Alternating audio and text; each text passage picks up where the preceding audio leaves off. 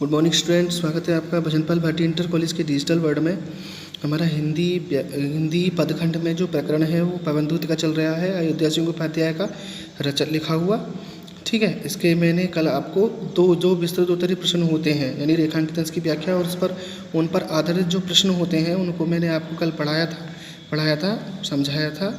आज मैं इसी चैप्टर की दो खंड लेकर के और आया हूँ, आपने सुनेंगे और अपनी नोटबुक में बहुत सुंदर हैंड राइटिंग में लिखने हैं। तू देखे कि जलित तन को जहाँ वही तदकता हो, होंगे लौने नयन उनके ज्योति उत्कीर्णकारी। मुद्रा होगी वर बदन की मूर्ति सी सौम्यता की, सीधे साधे वचन उनके सिक्त होंगे सुधा से। नीले फूले कमल दल सी घात की श्यामता है, पीला प्यारा वसन खटी में पहनते हैं भवीला। छूटी काली अलग मुख की कांति को है बढ़ाती, सदवस्त्रों में नवल तन की फूटती सी प्रभा है। इसका पहला प्रश्न देखिए, उपयुक्त पद्यांश की शीर्षक और कवि का नाम लिखिए। उत्तर में लिखेंगे, शीर्षक है हमारा पवनदूत का और लेखक का यानी कवि का नाम है हमारा अयोध्या सिंह उपाध्याय हरिऔध। रेखांकित अंश की व्याख्या कीजिए। रेखांकित अंश की व्याख्या के लिए आपको हेडिंग डालिए रेखांकित अंश की व्याख्या। ठीक है, अब उसे सुन लेते हैं। मैंने पहले पूरे चैप्टर को मैंने आपको पढ़ा चुका हूँ, लेकिन अब फिर मैं बता रहा हूँ। हे प्यारी पवन, नीले खिले हुए कमल के रंग के समान उनके शरीर की श्यामलता होगी।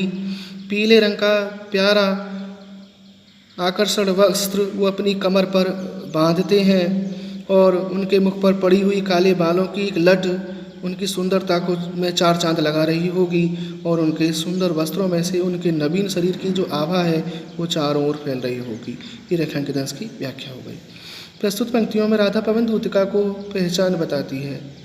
प्रस्तुत पंक्तियों में राधा पवनदूतिका को पहचान बताती है। इसमें प्रश्न में आया नहीं है किसकी पहचान बताती है।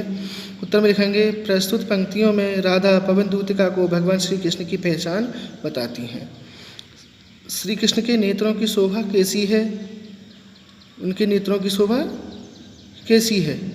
श्री कृष्ण के जो नेत्र हैं वो दोनों ही सुंदर हैं और उनसे प्रकाश बिखरता रहता है, यानी उनके दोनों सुंदर नेत्र प्रकाश बिखेरते हुए दिखाई देते हैं। ऐसा लगता है कि जैसे उनके दोनों सुंदर नेत्र चारों ओर प्रकाश बिखेर रहे हों, यानी चारों ओर के वातावरण को प्रकाशित कर रहे हों। ठीक।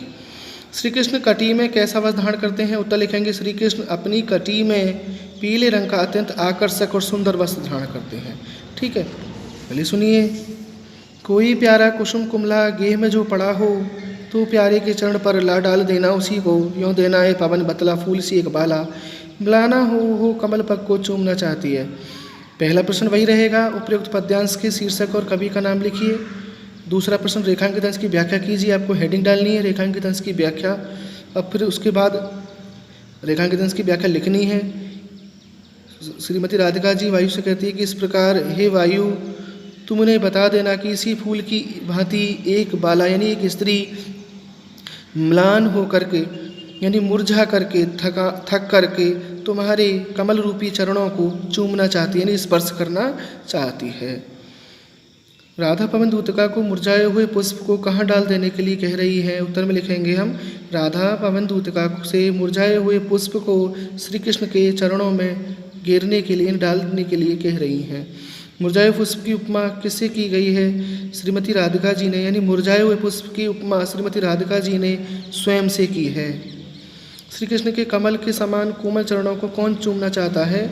उत्तर में लिखेंगे, श्री कृष्ण के कमल के समान कोमल चरणों को श्रीमती राधिका जी चूमना चाहती हैं।